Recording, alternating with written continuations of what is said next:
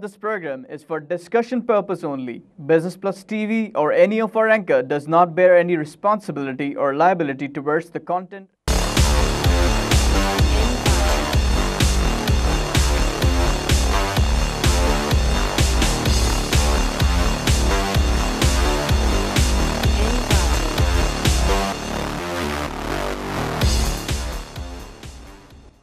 This is Business Plus broadcasting live from Karachi, Pakistan. You're watching Tips of the Trade. I'm your host Tariq Khan Javed.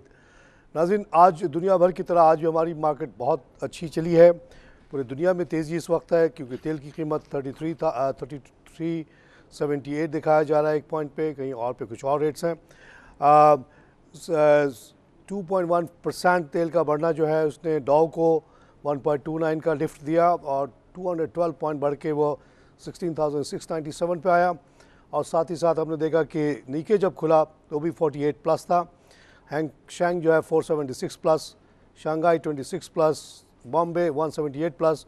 और हमारी market जब इस वजह से खुली तो खुलते एकदम से शार्प अपटर्न लिया उसने और 130 प्लस हो गई. 30,932 का लेवल आया.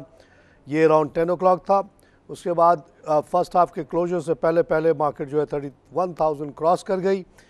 जब मार्केट खुली तो एकदम से उसने 265 प्लस पे स्टार्ट लिया और देखते देखते 408 प्लस पे पहुंच गई, 31,210. अभी जो है मार्केट 31,184 पे खड़ी है, 381 प्लस है. तेल के अलावा जो और बहुत सारी अच्छी खबरें हैं वो परपेल कर रही है मार्केट को. उसमें सबसे बड़ी खबर तो ये आई है कि बैंक्स ने इन टोटल 199 बिलियन कमा लिया 2015 में. इसी तरह इंडस मोटर का रिज़ल्ट आया 90% बेटर देन बिफोर. और इन चीज़ों की वजह से जो है मार्केट में दम आ रहा है और बेहतरी आ रही है. आइए एक लाइव कॉल से बात करते हैं. अस्सलाम वालेकुम, ख्वाजा शाहिद बात कर रहा हूँ जनाब आली. जी तारिक साहब, क्या हाल है जनाब? बिल्कुल ठीक है जनाब, आप सुनाइए. भाई आज माशाल्लाह गुल अहमद का रिजल्ट आपने बताया, उसका भी बड़ा अच्छा, 6 महीने के बाद उसका रिजल्ट बहुत अच्छा दिया. उसने पहली मरतबा 6 महीने में पहली मरतबा डिविडेंड दिया और राइट शेयर दिया उसने आज पहली मरतबा. अच्छा. मैंने आपको 2 हफ्ते पहले कहा था गुल अहमद कुछ देता नहीं, आज उसने भी उसके मालिकों को भी जरा कुछ रहम आ गया अपने जरा अपने अच्छा शेयर होल्डर वालों के पास. इसलिए जरा आप सबको जरा सुनाया करो. ये बड़े बड़े डॉक्टरों की तनख्वाहें जनाब वाली बहुत ज़्यादा होती हैं. ये शेयर होल्डर कुछ भी नहीं देते, ये मलाई खुद खा लेते हैं, बाकी को कुछ भी नहीं देते ये लोग. ये बात सही है, लेकिन जनरली जनाब टेक्सटाइल इंडस्ट्री की हालत अच्छी नहीं है. जो नहीं, वो हालत तो आपकी बात सही नहीं है, लेकिन ये जो गुल अहमद वगैरह है, मगर गुल अहमद वगैरह जो है ये इनको कहते हैं कंपोजिट यूनिट. ये धागा लेके कपड़ा बनाते हैं, धागा बनाते हैं फिर कपड़ा बनाते हैं. तो ये लोग और इनका स्केल भी बहुत बड़ा है इसलिए सर्वाइव करते हैं. जो छोटे छोटे हमारे यूनिट्स हैं उनका बुरा हाल है. इसके ऊपर हम मुसलसल बिजनेस प्लस टीवी पे और सोशल मीडिया पे हम शोर मचा रहे हैं कि भाई ये जो आपने 20% इंपोर्ट ड्यूटी लगा दी to save the spinners alone, उसकी वजह से वैल्यू एडिंग इंडस्ट्री जो है तबाह हो रही है, बुरे हाल में है. 50% रिडक्शन आ गया ऑर्डर्स में. तो उसके जवाब में अभी मिनिस्टर दस्तगीर साहब ने ये कहा कि जब हम 10% कम कर रहे हैं फाइन कॉटन इंपोर्ट पे, which is a welcome thing, but that's not enough. मज़ीद इसमें कमी की ज़रूरत है. आइए कॉल आई पर से बात करें. हेलो तारिक साहब से बात करनी है. जी मैं तारिक बोल रहा हूँ, बताएं जी. हाँ, मैं ज़रा शेयर के सिलसिले में पूछना चाह रहा हूँ. हसीब अहमद मेरा नाम है. जी हबीब साहब, कौन से शेयर? मैं कराची से बात कर रहा हूँ. जी Habib Sahab, welcome to the show from Karachi. जी बताएं. हाँ, असल में मैं तो पाकिस्तान पेट्रोलियम में जॉब करता था और मेरे पास शेयर भी है पाकिस्तान पेट्रोलियम का. अच्छा, तो इसमें कितना प्रॉस्पेक्ट है? देखिए पाकिस्तान पेट्रोलियम का शेयर की जहाँ तक ताल्लुक़ है, अभी ये 98 पे गया था और अब मेरे ख्याल में 18-12 पे खड़ा है. तो इम्प्रूवमेंट आई है. अभी तक ये हमारी जो चारों एक्सप्लोरेशन कंपनी है कोई भी लॉस में नहीं गया है. प्रॉफिट ऑफ कोर्स कम हुआ है in line with the situation in oil market. और आप इसको रोक के रखिएगा. आप उसके पुराने एम्प्लॉई हैं, आप लोगों ने बड़ी खिदमत की है कौम की कि हमें इतना तेल गैस निकाल के दिया. और इंशाल्लाह जब तेल की और गैस की कीमत अभी बढ़ेगी तो इसमें फिर से बहुत तेज़ी आएगी.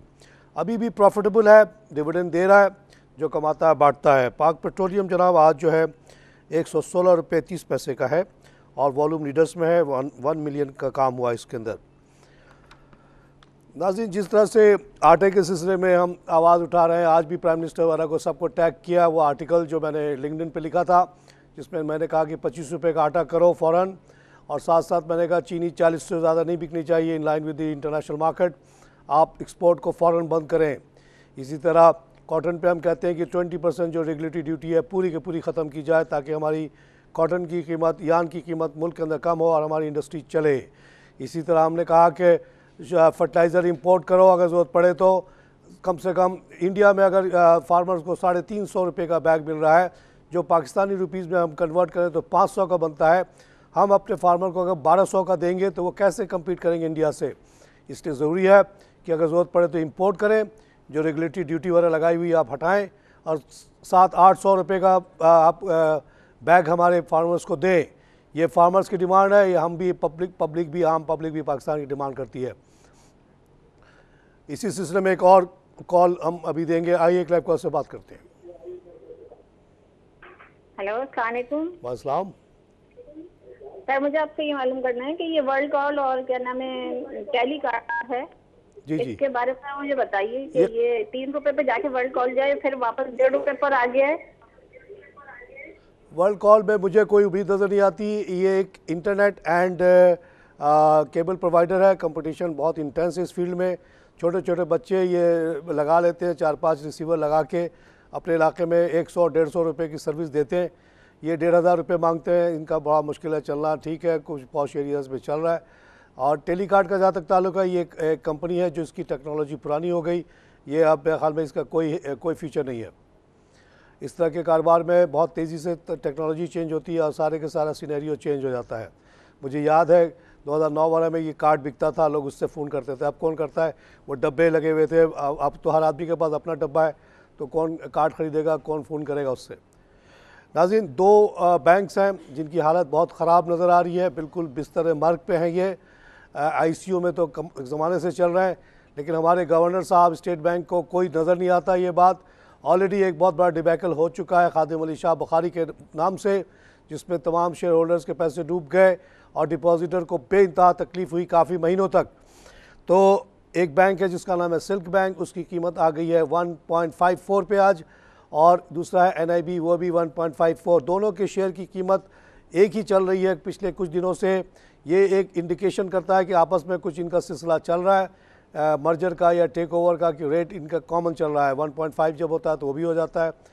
हमारी डिमांड ये है कि जल्द से जल्द, कल परसों अगले हफ्ते, इन दोनों को मर्ज किया जाए या इनको किसी बड़े बैंक में मर्ज कर दिया जाए, ताकि प्रोटेक्ट जो 1.5 रुपये की जो वैल्यू है वो तो कम से कम बच जाए। जब आप इस जो शेयर होल्डर्स हैं उनको कम से कम 1.5 रुपये तो दे सकें, और जो डिपॉजिटर है वो भी सेफ़ हो जाएगा नए बैंक में। अगर ये नहीं होगा तो खादिम अली शाह की तरह ये भी ज़ीरो होने के इसके चांसेस हो गए हैं बिल्कुल। जिस तरह डॉक्टर नब्ज़ दे के बता देता है कि ये मरीज़ मरने वाला है, हम शेयर की कीमत दे के बता देते हैं कि ये कंपनी ख़त्म होने वाली है, it's already near dead. And state bank अगर इस दफ़ा एक्शन नहीं लेगा तो पब्लिक प्रोटेस्ट होगी। हम NAB को भी इन्वॉल्व करेंगे, कोर्ट्स को भी इन्वॉल्व करेंगे, स्टेट बैंक के ख़िलाफ़ केस करेंगे, गवर्नर के ख़िलाफ़ केस करेंगे, ऑडिटर्स के ख़िलाफ़ केस करेंगे, बैंकिंग कंट्रोल के ख़िलाफ़ केस करेंगे। आइए लाइव कॉल से बात करें। हेलो हेलो, अस्सलाम वालेकुम तारिक साहब, क्या हाल है, खैरियत है? जी बिल्कुल ठीक हो, अल्लाह का शुक्र है, आप लोग की दुआ है। हाँ, मैं अब्दुल सलीम बोल रहा हूँ कराची से। जी जनाब। आपसे बात करके ज़रा तसल्ली हो जाती है, आपकी आवाज़ शायद ऐवानों तक पहुँच जाए। नवाज शरीफ साहब भी कराची में हैं। जी जी, हमेशा सब जगह उन्होंने नेशनल हेल्थ प्रोग्राम चलाया हुआ है, और कराची में अभी हम पाकिस्तान में EUBA पेंशनर जो हैं, हम लोग 5200 लेने वाले, उनके लिए ये हेल्थ कार्ड की स्कीम है, और ना ही जो है EUBA की पेंशन में इजाफे की कोई स्कीम है। अगर नवाज शरीफ साहब को तक हमारा भी पैगाम पहुंच जाए तो आपकी बड़ी मेहरबानी होगी जनाब। आप बहुत अच्छा सवाल जवाब करते हैं जनाब, और बहुत बेहतरीन प्रोग्राम है आपका। बहुत शुक्रिया। आपको सलामत रखे।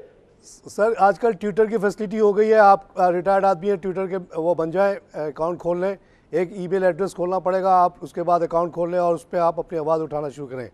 मैं उस पर बड़ा मुतहर्रिक हूँ। आज सुबह मैंने क्या किया कि वो जो लिंक्डइन का आर्टिकल था वो prime minister PMLN CM Nawaz Sharif Khurram Dastgir को भेजा है और उसमें मैंने बहुत सारे डिमांड किए कि चीनी की कीमत कम करो, आटे की कम करो, और वो तमाम बड़े बड़े जर्नलिस्टों को भी भेजा है। आजकल बड़ा आसान हो गया है बात को पहुंचाना, यहाँ तक कि डोनाल्ड ट्रंप और बेनी सैंडर्स भी मेरे ट्वीट्स को अप्रिशिएट करते हैं, रिस्पॉन्ड भी करते हैं, जिसमें मैं उनको मशवरे दे रहा हूँ कि अमेरिका दुनिया भर की चौधराहट से निकल जाए, कर्जा उसका 19 ट्रिलियन हो चुका है, मज़ीद वो कर्जा ले नहीं सकता, अपने लोगों का ख्याल कर ले काफ़ी है। और ये कल डोनाल्ड ट्रंप की तकरीर जो मैंने सुनी डिबेट में बिल्कुल उसको रिफ्लेक्ट कहती है कि जी चाइना ने से दोस्ती की बात करते हो 500 बिलियन का उसने हमें ट्रेड डेफिसिट दे दिया, मैक्सिको का उसने कहा 58 बिलियन का डेफिसिट दे दिया, और हम लोग महंगी करेंसी करके तबाह हो गए, जबकि इन मुल्कों ने हमारी जो है अपनी करेंसी नीचे रख के हमें ट्रेड में मार दिया, हमारी तमाम इंडस्ट्री बंद हो गई। दूसरी बात जो डोनाल्ड ट्रंप ने कही जो मुझे बहुत अच्छी लगी, उसने कहा कि जापान, कोरिया, जर्मनी ये सब खुद बहुत अमीर मुल्क हैं, इनकी हिफाजत की जिम्मेदारी हम क्यों लें और इतना पैसा क्यों खर्च करें। तो ये बड़ी अच्छी बातें हो रही हैं। अमेरिका अगर फिर से वापस चला जाता है अमेरिका में जैसे 45 तक था, तो दुनिया में बहुत अमन आ जाएगा, बहुत बेहतरी आ जाएगी। आइए एक लाइव कॉल से बात करें। हेलो सलाम जनाब। वालेकुम जनाब। सरवर साहिवाल से बोल रहा हूँ। साहिवाल से, वेलकम टू सर। हाँ सर, ये मुल्की डार जो आया है, जिस तरह से आया है, जो पाकिस्तान का बेड़ागर किसने कर दिया, स्टॉक मार्केट का बेड़ागर कर दिया, जिसने PSC को जब इसने घंटी खड़ गए तो पूरा स्टॉक मार्केट की घंटी खड़ गई। शेयर हमारे उस दिन से नहीं चल रहा है, 2800 में महंगा हो गया, गैस महंगी हो गई, ये अपना चीनी महंगी हो गई। देखिए फरमाया तो कहेंगे कोई मुल्क का खुदा के लिए इसके ऊपर मैं शोर मचा रहा हूँ, लिंक्डइन पे मेरा आर्टिकल है तीनों पे, और तीनों जो महंगी हुई इसलिए नहीं कि दुनिया में महंगी हुई, इसलिए महंगी हुई कि गवर्नमेंट की पॉलिसी गलत है। और गवर्नमेंट अभी अगर ये सपोर्ट प्राइस 33 से घटा के 22 कर दे और मिलर्स को 22 रुपये का अगर ये गंदम देना शुरू कर दें, तो आराम से ये 25-26 का आटा बिक सकता है पूरे पाकिस्तान में। इसी तरह गैस पे अगर इतनी ज़्यादा ड्यूटी न लगाएं तो गैस बहुत सस्ती हो चुकी है दुनिया में। आज गैस का रेट जनाब सिर्फ 1.8 डॉलर है। 190 रुपये में आपको 1 मिलियन, यानी मिलियन होता है 10 लाख क्यूबिक फुट गैस आपको मिल सकता है। इतना सस्ता तो हवा भी नहीं मिलता।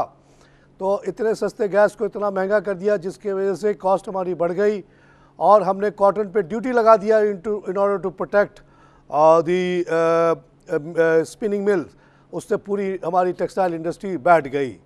तो ये सारी गलत पॉलिसीज़ हैं। इस पर ट्विटर के ज़रिए आप भी मुझे सपोर्ट करें, आवाज़ उठाएं, आप लोग भी अपना अपना ट्विटर अकाउंट खोलें, एम्बेरस करें। एक दफ़ा ट्विटर जाता है करोड़ों लोग तो पूरी दुनिया में फैल जाता है, फिर दुनिया भर से रिएक्शन आता रहता है इनके ऊपर कि CM शहबाज, PM नवाज तुम लोग क्यों नहीं कर रहे, जो ये बात उठाई जा रही है पब्लिक की तरफ से। इनके लिए एम्बेरसमेंट का बायस बन जाता है जनाब। नाज़रीन आइए एक लाइव कॉल से बात करें। अस्सलाम जनाब। सर सब कैसे हैं जनाब, ठीक हैं आप? जी मैं ठीक हूँ, अल्लाह का शुक्र है जनाब। जी आपका प्रोग्राम सुनकर चला, छोटे से इन्वेस्टरों की काफ़ी हौसला अफजाई होती है जनाब, पाकिस्तान में काम करने के लिए। काम करने के लिए नहीं, इन्वेस्ट करने के लिए कहें बस। काम हम भूल जाएं, काम जो भी काम आप करते हैं वो करें, स्टॉक पे सिर्फ लगा के आप बैठ जाएं। काम करने जाएंगे, मेरी गारंटी है, मेरी बद्दुआ है कि ज़रूर आदमी पिटेगा उसमें। किसी को आज तक कामयाब होकर निकलते हुए नहीं देखा, आज तक किसी जुआरी को जीत के जाते हुए नहीं देखा, आज तक शेयर के खिलाड़ी को किसी को कमा के निकलते हुए नहीं देखा। सब ने लूज़ किया। लेकिन जिसने ईमानदारी से इन्वेस्टमेंट की वो आज बहुत खुशहाल है। जब मैं मिडिल ईस्ट में था, हमारे इलाके का जो मोची था, दुकानदार था, रिक्शे वाला था, सबको पकड़ के बैठाता था, चाय पिला के उनको समझाता था कि भाई ये खेल ये सब हेरा फेरी में नहीं पड़ो, सिर्फ पाकिस्तान में लगाओ, कनाडा ऑस्ट्रेलिया वाला जाने की बात नहीं करो। सिंपल अपने अपने इलाके में, जिस इलाके में रहते हो, बन्नू में रहते हो, फाटा में, कहीं भी रहते हो, जहाँ जहाँ तुम्हारा गांव, वहीं के करीब के जो रोड हैं उनके ऊपर प्रॉपर्टी ख़रीद लो। आज माशाल्लाह मैं छोटी से छोटी जगह जाता हूँ, कोई ना कोई जानने वाला मिल जाता है पुराना, जिसने आज से 20-30 साल पहले एक रोड के ऊपर ज़मीन ले ली थी, छोटी सी 200-400 गज़। आज उसके ऊपर वो दुकानें और मॉल और होटल खोल के बैठा हुआ है। तो किसी को नुकसान नहीं हुआ है पाकिस्तान में आज तक। बिल्कुल झूठ बात है कि कोई कहे कि पाकिस्तान में मुझे नुकसान हुआ। छोटे छोटे शहर के भी प्लॉट जो है 5 लाख, 10 लाख, 20 लाख के हो चुके हैं। और कमर्शियल प्रॉपर्टी की तो बात ही छोड़ दे। एक और मशवरा देता था सबको कि अपना स्टैंडर्ड बिल्कुल लो रखो। अगर लाख रुपया है तुम्हारे पास खर्च करने के लायक तो सिर्फ 10,000 करो, 90 बचा लो। लो रहोगे, दुनिया में कोई तुमको पहचानेगा भी नहीं, जानेगा भी नहीं, तुमसे जलेगा भी नहीं, तुमको मारेगा भी नहीं, ना लूटने आएगा। और अल्लाह भी खुश होगा क्योंकि तुमने जो 90 बचाए वो किसी न किसी इन्वेस्टमेंट में लगाए, उससे जॉब क्रिएट होगी, लोगों की बेहतरी होगी, आपकी दुनिया भी बनती है, आखिरत भी बनती है। इसको जिसको सुनाया, जिसने सुना, आज वो बहुत अच्छा है। जिसने जाके जुआ खेला, यूरोप में लगाया, अमेरिका में लगाया, उस ज़माने में बड़ा फैशन था नैस्डैक में लगाने का, वहाँ सिर्फ हवाई कंपनियाँ होती थीं और वो $10 की शेयर जो थे याहू जैसे $450 पे गए और गिर के फिर $13 के हो गए। पाकिस्तान में कोई ऐसा नहीं हुआ। आइए लाइव कॉल से बात करें। हेलो जी, अस्सलाम वालेकुम। वालेकुम सलाम जी, मेरा नाम सलमान है। मुझे ये मालूम करना था, ये जो नूरपुर पाकिस्तान है, इसका क्या फ्यूचर है? नूरपुर पाकिस्तान, नून पाकिस्तान, ये क्या चीज़ है जी? ये नूरपुर पाकिस्तान है जिसकी अभी रिसेंटली फौजी ग्रुप ने इसको एक्वायर किया है। तो इसका फ्यूचर मालूम करना था कि इसकी शेयर मार्केट में इसकी शेयर का क्या फ्यूचर है। ये कितने का शेयर है ये अभी तो एक्सो के राइट इशू किए हैं और अभी ये तकरीबन 100-150 का शेयर है, लेकिन इसमें रिसेंटली बहुत सर्ज आया था। सर ये इसके बारे में कुछ जानता नहीं। ये कोई शेयर जो था ये ट्रेडिंग नहीं होती थी इसकी। FFBL की जो एक्सपेंशन है टूवर्ड्स हलाल गोश्त है, तो ये नूरपुर ज़रूर हलाल गोश्त बना के बेचता होगा। 2-4 कंपनियां पहले से हैं जो कि इतनी प्रोमिनेंट नहीं है, और अगर इन्होंने FBL के साथ इश्तराक किया है तो दोनों कंपनी मिलके बहुत अच्छा करेंगी, इनका भी फ्यूचर अच्छा हो जाएगा और FFBL का तो है ही फ्यूचर अच्छा। और FFBL ने एक और काम ये किया है कि एक इंटरनेशनल कंपनी को भी अपना पार्टनर बनाया है। यानी एक तरफ इसने नूरपुर को लिया है और दूसरी तरफ इंटरनेशनल पार्टनर को, क्योंकि उनके लिए काम नया है। वो तो गैस बनाने, डैप बनाते थे सिर्फ, अब वो एक नई फील्ड में गए तो उन्होंने अच्छा किया कि टेक्निकल पार्टनर्स वगैरह लिए, और इस तरह से एक बड़ी ज़बरदस्त कंपोजिट कंपनी आने वाली है सामने।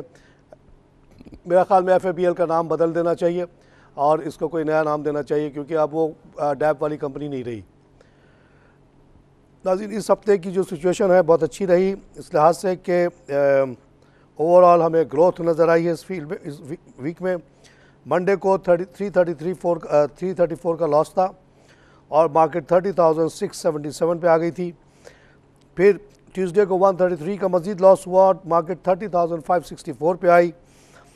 फिर हमने देखा कि वेडनेसडे से बेहतरी आई, 222 प्लस हुई, मार्केट 30,786 पे पहुंची।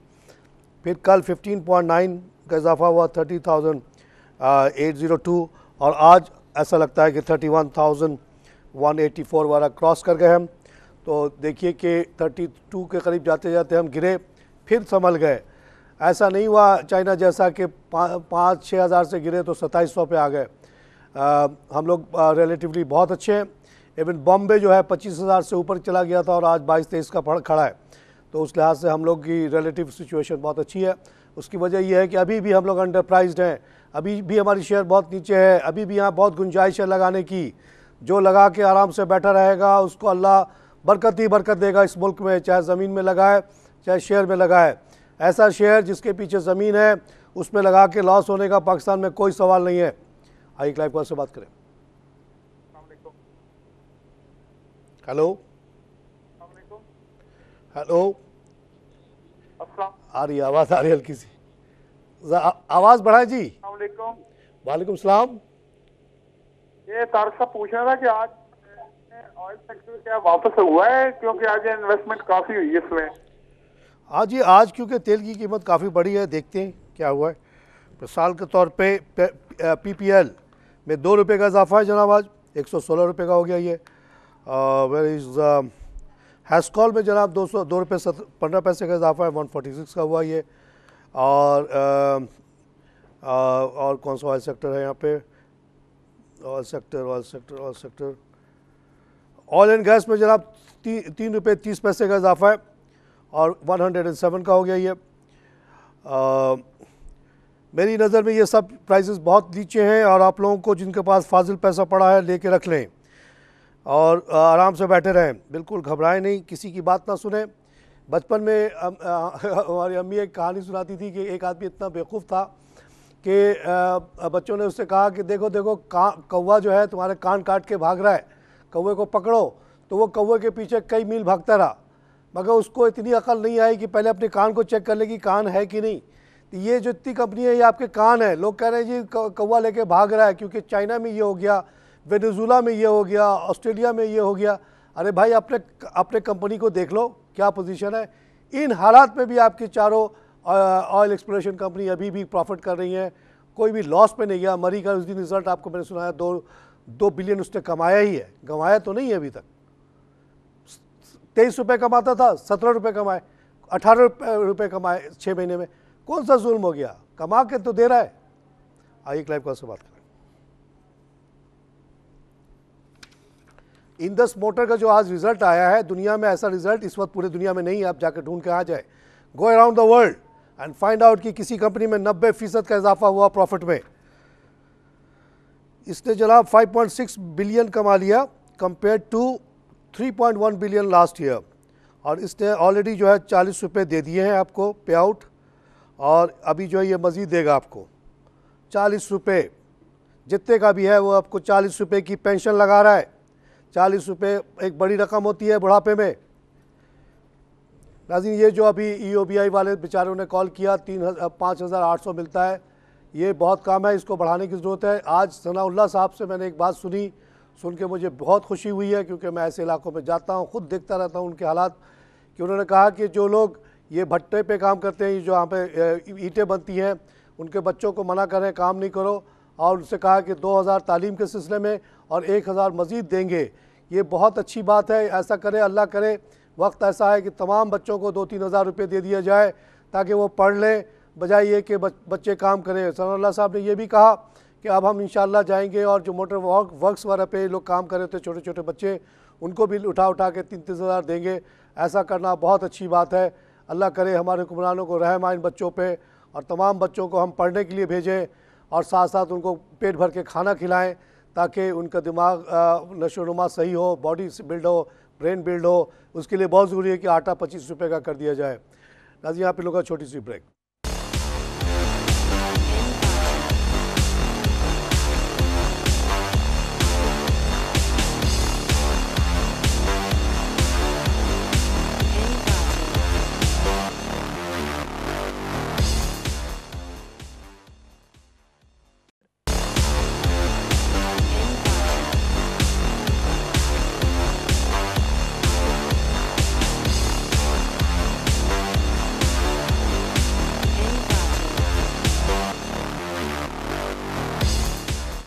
नाज़रीन, वेलकम बैक। आप लोगों को मुबारक हो। खाकान अब्बासी साहब ने कहा है कि इंशाअल्लाह अब इस अगले महीने से 400,000 MMCFD गैस जो है हमारे सिस्टम में शामिल हो जाएगा।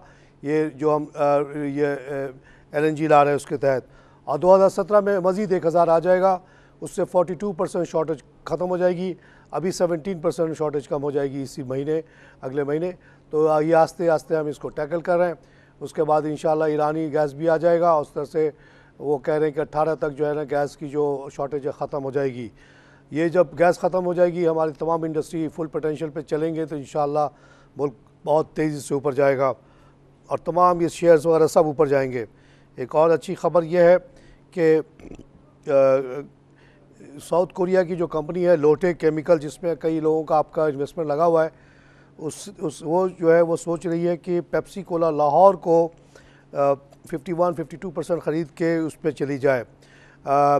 लोटे केमिकल की हालत अच्छी नहीं है। जब से लोटे ने इसको लगाया, मुझे याद है कि इसने $500 मिलियन लगाया था इस पर, और अपना ही इलेक्ट्रिक प्लांट सब कुछ लगाया था कि कहीं पर प्रोडक्शन रुके नहीं। इस प्लास्टिक में प्रोडक्शन रुकने से बहुत ज़्यादा लॉस होता है। लेकिन अब क्योंकि वो नज़र आ रहा है कि यहाँ उस पर जिस पे कमाना मुश्किल है ड्यू टू अरब कंपटीशन, तो अब इन्होंने देखिए पेप्सी की तरफ हाथ बढ़ाया। फूड का बिज़नेस तो आपको पता है यहाँ बहुत अच्छा है। आइए लाइव कॉल से बात करें। सर अस्सलाम वालेकुम। वालेकुम जनाब। सर ये मुझे नेटसोल के बारे में और पाक इलेक्ट्रॉनिक और अमरेली स्टील के बारे में मालूम करना था कि लॉन्ग टर्म के लिए कैसे आइटम है। देखिए, नेटसोल एक टेक्नोलॉजी कंपनी है। टेक्नोलॉजी कंपनी जैसा कि अभी मैं जिक्र कर रहा था कि ये याहू एक ज़माने में $450 का गया, अभी वो $13 का हो गया, आजकल पता नहीं कितने का है। आजकल वो बड़ी जॉब कटवारा कर रहा है। ये टेक्नोलॉजी कंपनीज़ की कीमत कहीं भी चली जाती है और कहीं भी आ जाती है। तो नेटसोल के बारे में मैं कुछ नहीं कह सकता कि क्या रहेगा नहीं रहेगा। ये 1000 का भी हो सकता है, नीचे भी आ सकता है। जहाँ तक आपने पाक इलेक्ट्रॉन का कहा, मैं शुरू से इसको सपोर्ट कर रहा हूँ, आज भी करता हूँ। आज इसकी कीमत गिरी हुई है, आपको रिक्वेस्ट करता हूँ ले लें इसको। अभी इसका राइट आया। राइट का क्या मतलब होता है? राइट का मतलब ये होता है कि एक्सपेंशन में जा रहा है, आपसे पैसे मांग रहा है। आपकी कौमी कंपनी है, इसको आप पैसे दें। कोरिया की कंपनी आके यहाँ हमारे पास इतना माल बेच के चली गई, सैमसंग और ये सब, कैसे बेचा उसने? क्या मिस्टर सैमसंग ने सारा पैसा लगाया था या मिस्टर एलजी ने लगाया था? नहीं, आप लोगों ने पैसे दिए, लोगों ने पैसे दिए और उसको खड़ा कर दिया और पूरी दुनिया में वो छा गया। इसी तरह हमारी भी कंपनी छाएगी इंशाल्लाह, क्योंकि ये लो टेक्नोलॉजी बिज़नेस है। इसमें अब हाई टेक्नोलॉजी वालों का, अमेरिका का, यूरोप का, चाइना वगैरह का काम नहीं है। हम बनाएंगे फ्रिज वगैरह। पाक इलेक्ट्रॉन क्या बनाता है? स्टेबलाइज़र बनाता है, ये जो ट्रांसफार्मर्स बनाता है, फ्रिज बनाता है। कोई ऐसी बड़ी टेक्नोलॉजी इसमें नहीं होती। तो ये मीडियम टेक्नोलॉजी है, हमारे जैसे मुल्क के लिए ज़्यादा मुनासिब है। और अपने तीसरा क्या, आइए क्लाइव कॉल से बात करें। हेलो, अस्सलाम वालेकुम। वालेकुम जनाब। हाँ सर, ताजमहल नबी बात कर रहा हूँ कराची से। Welcome to the show sir. हाँ तारिक भाई, आप प्रॉपर्टी का बोल रहे हो? यहाँ प्रॉपर्टी पे तो कब्जा हो रहा है, हमारे अपने बंदे सियासतदान के बैग पे हैं, कब्जा कर रहे हैं प्रॉपर्टी पे। मैंने प्लॉट लिया था सुजानी में, वहाँ कब्जा हो गया। ये जाके जरा रेंजर वाले को बताएं, 1101 पे मैसेज भेजें ये वाला कि किसने कब्जा किया, उसका नाम बताएं ज़रा। अभी जाके रेंजर पिटाई करती है 2 घंटे बाद।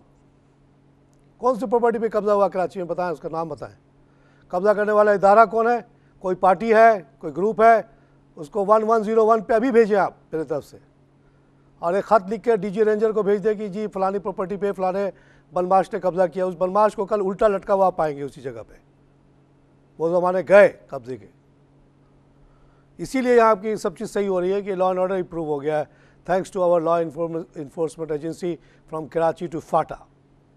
फाटा में ज़मीनें खरीदे जी, ज़बरदस्त वहाँ ग्रोथ होगी। वहाँ बहुत आबादी है, वहाँ पे फैसिलिटी कोई नहीं है, ना वहाँ स्कूल है, ना क्लिनिक है, ना दवाखाना है, ना डायग्नोस्टिक सेंटर है। कोई भी छोटा मोटा कारोबार आप वहाँ पे जाके करें, बारे न्यारे हो जाएंगे आपके। प्रॉपर्टी भी वहाँ ले लें, वो प्रॉपर्टी की वैल्यू भी बढ़ेगी जब रजिस्ट्री शुरू हो जाएगी वहाँ पे। अभी रजिस्ट्री नहीं होती। आइए क्लाइव कॉल से बात करें। अस्सलाम वालेकुम जी। वालेकुम जनाब। तारिक साहब क्या हाल है जी? ठीक है जी, बिल्कुल ठीक हो, अल्लाह का शुक्र है जनाब। अच्छा सर, ये दीवान सीमेंट का पूछना था सर। देखिए, दीवान सीमेंट आप देखते होंगे आजकल मार्केट में आ गया है, बिक रहा है। छोटे छोटे एजेंसीज चला रही हैं इसको। अब ये जैसे जैसे काम बढ़ाएगा अपना, ये बेहतर होता चला जाएगा। बहुत छोटा सा प्लांट है, बहुत ज़्यादा नहीं बढ़ेगा, बहरहाल ये ज़िंदा रहेगा। ये 2 रुपये का प्लांट शेयर था, जब ये बंद पड़ा हुआ था हमने कहा था ख़रीद लो। हमने ये सोचा था कि अगर कुछ नहीं होगा तो ये प्लांट ही पकड़ लेंगे जाके, लेकिन कोई और इसको चला रहा है और चलाए और अच्छा चलाए। और कोई दूसरी कंपनी चाहेगी इसको मर्ज ले लेगी, तब भी इसकी वैल्यू बढ़ जाएगी। एक और ख़बर है जी आज की, वो ये है कि जो प्राइवेट सेक्टर की ये प्राइवेट सेक्टर में जो है ना लेंडिंग थोड़ी बहुत शुरू हुई है। स्टेट बैंक का रिपोर्ट है कि जो एसेट बेस्ड लेंडिंग है, यानी जैसे आप सुनते होंगे मिज़ान बैंक कहता है सोना लाओ पैसा ले जाओ, इसको कहते हैं एसेट बेस्ड। इसमें दिमाग वमाग नहीं लड़ाना पड़ता, आपको खाली एसेट देखना पड़ता है। जैसे शेयर के अगेंस्ट लेंडिंग होती है, जैसे प्रॉपर्टी के अगेंस्ट लेंडिंग होती है, उसमें 4.6% का इजाफा हुआ है और लास्ट 3 मंथ्स में। और दूसरी उन्होंने बताया कि प्राइवेट सेक्टर को जो कर्ज़े दिए जाते हैं उसमें भी 7.8% का इजाफा है, both seasonal and fixed investment. तो ये आस्ते आस्ते अब जो है प्राइवेट सेक्टर मार्केट में आ रहा है, बिकॉज रेट ऑफ इंटरेस्ट नीचे गए और लोगों को कारोबार बढ़ता हुआ नज़र आ रहा है। तो ये बड़ी अच्छी खबर है। दूसरी है कि क्वार्टर टू क्वार्टर ग्रोथ जो है बता रहे हैं 6.9 से लेके 12% in annual term in the deposit base. Deposit भी इनका जो है 6.9 से लेके 12 तक बढ़ रहा है। तो डिपॉजिट बढ़ रहा है, आस्ते आस्ते लेंडिंग भी बढ़ रही है। तो जो गवर्नमेंट को ये पैसे देते थे उस पर डिपेंडेंस थोड़ी आस्ते आस्ते कम होना शुरू होगी। इसको कहते हैं रियल बैंकिंग। अभी जो बैंकिंग हो रही है वो जाली बैंकिंग है। वो बेसिकली आप ट्रेजरार का काम करते हैं, एक तरफ से आप 5-6% पे लोगों से डिपॉजिट लेके गवर्नमेंट को दे देते हैं। गवर्नमेंट में अभी भी 10 साल का जो यील्ड आ रहा है वो 8.25 आ रहा है। तो अगर पब्लिक से इन्होंने ले लिया पैसा 3-4% एवरेज पे, क्योंकि जो करंट अकाउंट होता है उस पर तो कोई इंटरेस्ट होता ही नहीं है, तो एवरेज इनका अगर 3-4% का है और ये 8.5 पे भी लगाते हैं तो 5% का बड़ा फ़ायदा है। जो 3 साल का है वो भी शायद 6% कुछ का है। तो इस तरह से इनको बड़ी इंसेंटिव है, बहुत इनके लिए आसानी है कि गवर्नमेंट के बॉन्ड में लगा के आराम से बैठ जाएं। लेकिन इनको चाहिए कि अब इंसान बने और निकले और बैंकिंग करें, थोड़ी सी हलाल करें अपनी रोज़ी को, बैंकिंग की सैलरी को हराम ना करें। वाकई हलाल करने के लिए ज़रूरी है कि आप बाहर निकलें, लोगों से पूछें उनकी ज़रूरत, उनको पूरी करें और एसेट बेस के अलावा थोड़ी सी प्रोजेक्ट बेस्ड लेंडिंग करें, कैश फ्लो बेस्ड लेंडिंग करें, जिसमें ज़रा सा रिस्क होता है लेकिन मज़ा भी बहुत आता है। जहाँ पे ख़तरा होता है वहाँ पे मज़ा भी बहुत आता है। तो आप ज़रा इनको चाहिए कि सही बैंकिंग करें। नाज़रीन, अब प्रोग्राम का वक्त ख़त्म हो रहा है। जाते जाते मैं फिर से एक और हम इससे पहले कि एक लाइव कॉल हूँ, फिर से एक दफ़ा रिपीट करता हूँ, गवर्नमेंट ऑफ पाकिस्तान को कहता हूँ, प्राइम मिनिस्टर को आज इसके ऊपर ट्विटर भी लिखूँगा कई दफ़ा, और आप लोगों से अपील करता हूँ कि आप उसको सपोर्ट कीजिएगा कि ये जो 2 बैंक की हालत हम देख रहे हैं, नब्स उसकी बैठती चली जा रही है। वो जो मशीन लगी हुई ICU की हमारे बिजनेस प्लस में वो दिखा रहा है, वहाँ घंटी बजना शुरू हो गई है, टैं टैं टैं टैं कर रहा है। और उन 2 बैंकों का नाम है NIB और सिल्क बैंक, जिसका शेयर 1.5 रुपये का हो गया है। घंटी बज रही है। हमारे स्टेट बैंक के कंट्रोलर को नज़र नहीं आ रहा, सुनाई नहीं दे रहा, ऑडिटर को सुनाई नहीं दे रहा, जो ब्रीफकेस लेके आ गया है कुछ नहीं किया उसने, जैसे खादिम अली शाह के साथ किया था। और डिप्टी गवर्नर पता नहीं किस बात की तनख्वाह ले रहे हैं, उनको सुनाई नहीं दे रही है घंटी बजती हुई। Banking is a very very important thing. It's not just a small company की बंद हो गया कोई बात नहीं है। बैंक बंद होता है पूरा सिस्टम बैठ जाता है। ये बैंकों ने बड़े बड़े ब्रांच खुले हुए, आम आदमी को क्या पता कि इनका क्या हाल है। वो तो जा रहे हैं करोड़ों अरबों रुपए उसमें जमा कर रहे हैं, और कल वो बंद हो जाएगा, उनका रुपया रुक जाएगा। 6-7-8 महीने तक आप उसको घुमाएंगे, फिर आप कहेंगे जो हमने बड़ी मेहरबानी की, डिपॉजिटर्स को बचा लिया। जैसे खादिम अली शाह में आप क्रेडिट ले रहे हैं कि जो हमने डिपॉजिटर को, आपका फ़र्ज़ है बचाना, क्यों नहीं बचा लिया, कौन सा आपने मेहरबानी किया। लेकिन what about the shareholders, Khadim Ali Shah के शेयर होल्डर 0 हो गए, 0/0। आज अगर इन बैंकों को कोई दूसरा बैंक ले ले तो 1.5 रुपये की वैल्यू तो देगा उनको, 1.5 रुपये के एवज उनको अब नया शेयर देगा। प्लीज़ इस पर फ़ौरन काम करें, अदरवाइज़ बहुत ज़्यादा क्राइसिस आने वाला है। Prime minister should act, finance minister should act and do something about this. If governor is sleeping, sack him, remove him from his post. एक बैंक बंद करवा चुका है, दूसरा भी करवाएगा। He doesn't deserve to remain governor of state bank. आइए एक लाइव कॉल से बात करें। हेलो, ये जो सो कॉल्ड बैंकिंग कंट्रोलर वाले जाते हैं, क्या बैंकिंग कंट्रोल करते हैं भाई, क्या ऑडिट करके आते हैं। जो खादिम अली शाह की हालत 10 साल से ख़राब थी, ऑडिट होता रहा, ऑडिट रिपोर्ट जाती रही आती रही। बैंकिंग कंट्रोलर साहब तनख्वाह पे तनख्वाह लेते रहे, लाखों लाख तनख्वाह हो गई है। हमारे वालिद साहब जब स्टेट बैंक में काम करते थे, 17 ग्रेड में मामूली सी तनख्वाह होती थी, हम लोग मुश्किल से गुजारा करते थे। अब तो इतनी बड़ी बड़ी तनख्वाहें हो गई, ड्राइवर की भी 1.25 लाख तनख्वाह है, और काम का ये नौबत है। हमारे वालिद कहते थे, सवाल ही नहीं पैदा थे कि कोई बैंक कमज़ोर बैंक को हम अलाउ करें डिपॉजिट लेने के लिए। बैंक का सबसे अहम चीज़ होता है डिपॉजिट लेना। पब्लिक को नहीं पता होता, तो बैंक जमा कर देती है ऑन द कॉन्फिडेंस की गवर्नमेंट खड़ी है, पीछे स्टेट बैंक खड़ा है। और स्टेट बैंक अगर सो रहा है, गवर्नमेंट सो रही है, तो बहुत बड़ा मसला है। आइए एक लाइव कॉल से बात करें। हेलो, हाँ तारिक साहब, क्या हाल है? जी बिल्कुल ठीक है, अल्लाह का शुक्र है। ये NIB बैंक को तो परवेज मुशर्रफ भी खा गया, अपना एस्टेब्लिशमेंट खा गया। इतना बड़ा बैंक था, 80 अरब रुपए का इसका पेड-अप कैपिटल है, लोगों ने 40-40 रुपए में खरीदा हुआ है, इसको कोई पूछने वाला नहीं है अपना। Capital wise, NIB is the biggest bank of Pakistan, bigger than Habib Bank, bigger than National Bank, bigger than MCB। आज उसका ये हाल है। आप कह रहे हैं कि परवेज मुशर्रफ खा गया, मुझे इसका नहीं पता, लेकिन जो भी खा गया है। अब तो ये मर रहा है। जैसे आप हॉस्पिटल जाते हैं, डॉक्टर हाथ लगाता है, कहता है जी ये मरीज़ तो बस मरने वाला है। आप कहते हैं इस कहानी सुनाना शुरू करते, इसके साथ इसकी बीवी भाग गई थी, इसके बच्चे ने गम दे दिया था, वो कहता है ये सब छोड़ दो, फिलहाल ये मरने वाला है, बस ख़त्म बात। बोलो तो ये इंजेक्शन लगा के इसको खड़ा कर देता हूँ थोड़ी देर के लिए। एस्ट्रॉइड के इंजेक्शन मारता है 40,000 वाला आदमी, थोड़ी देर के लिए 24 घंटे के लिए जाग जाता है, उसके बाद फिर मर जाता है। तो ये बैंकों का ये हाल है। क्यों हुआ, अब ये पूरी कहानी है। बताए आके स्टेट बैंक का गवर्नर, स्टेट बैंक का कंट्रोलर की क्या हुआ इस बैंक के साथ, 80 अरब रुपया किधर चला गया। सिंगापुर वालों का पैसा लगा हुआ इसमें। सिंगापुर वाले भी अजीब ढीले निकले, 80 अरब तो भेज दिया, अपना आदमी नहीं भेज सके। इतने स्मार्ट लोग हैं, दुनिया के ज़हीन तरीन लोग सिंगापुर के माने जाते हैं, और उन्होंने इस तरह से अपना 80 अरब यहाँ पे ज़ाया कर दिया इस मुल्क में। आइए एक लाइव कॉल से बात करें। हेलो हेलो हेलो, सलाम सर। वालेकुम जनाब। सर मैं श्यामलाल बोल रहा हूँ मीरपुर माथेलो से। Mirpur Mathelo, welcome to the show sir. Sir मैं ये पूछना चाहूँ सर, सन कंपनी है, इसमें इन्वेस्टमेंट करनी चाहिए? कैसी कंपनी है ये? फिर से कहीं का नाम? सन कंपनी सर, कंपनी है। हेलो, सिरल सिरल सन सर जी। सिरल अच्छी कंपनी है जी, उसमें इन्वेस्टमेंट कर सकते हैं आप, और मगर आपको इंतज़ार करना पड़ेगा, टाइम लगता है सब कंपनी में। जो कंपनियां बच गई हैं मेडिसिन की, उनकी अशद ज़रूरत है, उनकी रेट वेट को भी रिवाइज़ किया जा रहा है, रैशनलाइज़ किया जा रहा है, और बहुत सारी हमारी कंपनियां जो चली गई हैं उनको भी वापस लाने की हमारी कोशिश होनी चाहिए, क्योंकि इतनी बड़ी मार्केट है। हम लोग एक्सपोर्टर भी बन सकते हैं, बहुत बड़े एक्सपोर्टर बन सकते हैं मेडिसिन के। तो सीरियल जैसी कंपनी अच्छी है जी। नाज़रीन, अब इसी के साथ वाइंड अप करूँगा। आजकल आवाज़ उठाना ज़रा आसान हो गया है, जैसे ये मेरा फोरम है, आप अपनी आवाज़ उठा देते हैं, मैं भी अपनी आवाज़ उठा देता हूँ, बड़े सुकून से सोता हूँ। मैं सुबह 5 बजे उठ के लिखना शुरू कर देता हूँ। तो आज सुबह से मैं यही लिख रहा हूँ गवर्नमेंट को कि ये चीनी की कीमत हमें 40 की चाहिए, नहीं आप दे सकते हो, आप मुझे इजाज़त दो, TCP को तोड़ दो, ख़त्म कर दो। TCP का कोई काम नहीं पाकिस्तान में, आप इसको बिल्कुल फिनिश करो, और हर आदमी को अलाउ करो कि वो चीनी मंगाए, और जो 40% का बैरियर लगाया हुआ है बिल्कुल उसको ख़त्म करें। मैं 40 रुपये का शेयर चीनी बेचता हूँ कराची में, कोई रोक नहीं सकता मुझे, ना रोके।